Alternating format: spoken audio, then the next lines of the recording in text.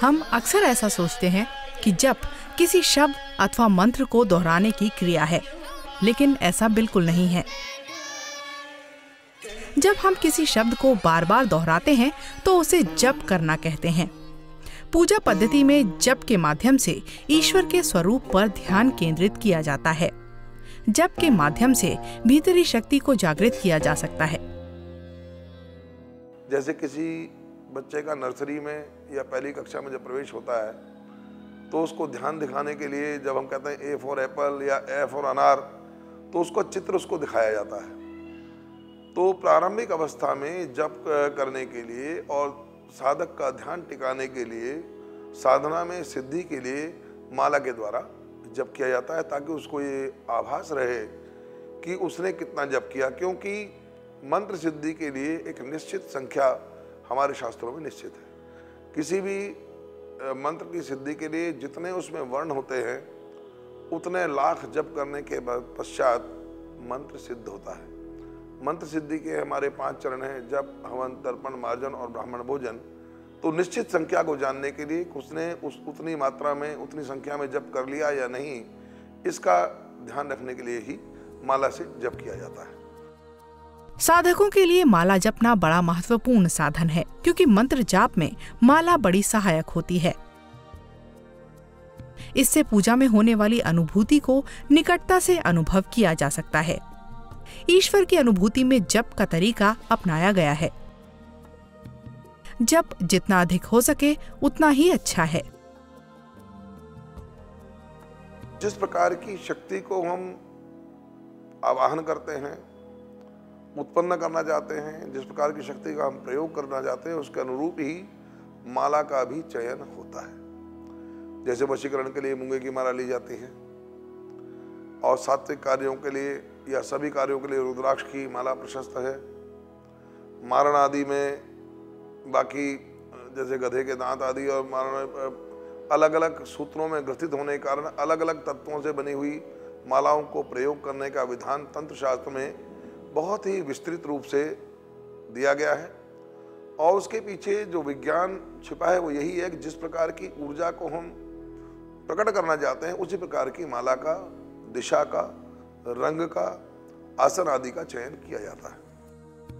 कहते हैं जो निरंतर मनन के माध्यम से साधक के विकारों का नाश करे, उसे भवसागर से पार करे, उसे ही मंत्र कहते हैं। हमारे ऋषि मुनियों ने अनेकों मंत्रों को निरंतर कई वर्षों तक जप कर उन्हें सिद्ध किया और उनमें अपार ऊर्जा भर दी। फिर जब इन मंत्रों का जाप माला के साथ किया जाता है, तब ये मंत्र अपनी शक्ति साधक पर बिखेरने लगते हैं और इसकी ऊर्जा हमारे शक्ति चक्रों को जगाने लगती है, जिससे साधक के व्यवहार में परिवर्तन आता है और साधक के संचित कर्मों का लेखा जोखा खत्म सा होने लगता है। माला का एक बहुत ही सूक्ष्म और विस्तृत विधान हमारे शास्त्रों में है।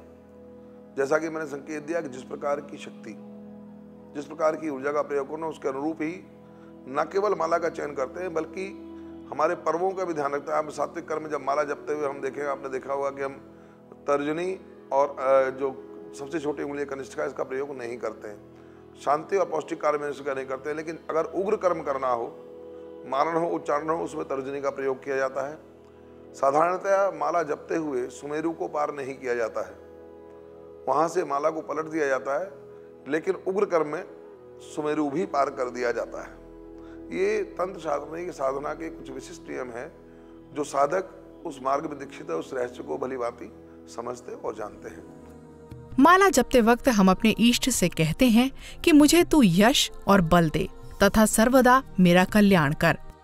इससे माला में वृत्ति जागृत होती है और उसमें परमात्म चेतना का आभास आ जाता है। कहा गया है कि माला कपड़े से ढके बिना या फिर गौमुखी में रखे बिना जो जप किए जाते हैं वो फलते नहीं हैं। माला और जीव के चलने में जो श्रद्धा और विश्वास की शक्ति काम कर रही होती है, वो शक्ति एक दिन अवश्य व्यक्त होती है, जागृत होती है। जिस प्रकार आप लोग जानते हैं कि माला जप करते समय हम अंगूठे के पॉइंट से माला को दबाते हैं, तर्जनी से माला को दबाया जाता है और मध्यमा उंगली के पॉइंट्स, मध्यमा उंगली के द्वारा माला के मनकों को घुमाया जाता है। ये 3 पॉइंट्स को माला एक साथ दबाती है, जो कि हमारे शरीर के ब्रेन से, ये तीनों ही नसें इस प्रकार की हैं जिनका संबंध डायरेक्ट ब्रेन के साथ होता है।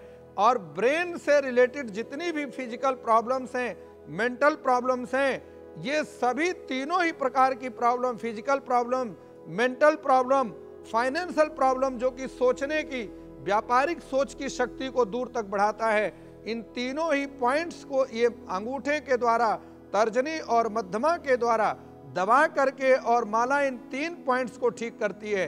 इसलिए माला के जप करने से वह व्यक्ति एक्यूप्रेशर के माध्यम से शारीरिक स्वास्थ्य और मानसिक स्वास्थ्य को प्राप्त करता है, और ब्रेन से रिलेटेड जितनी भी प्रॉब्लम है फिजिकल, वो सभी प्रकार की प्रॉब्लम इस माला के जप करने से दूर हो जाती हैं।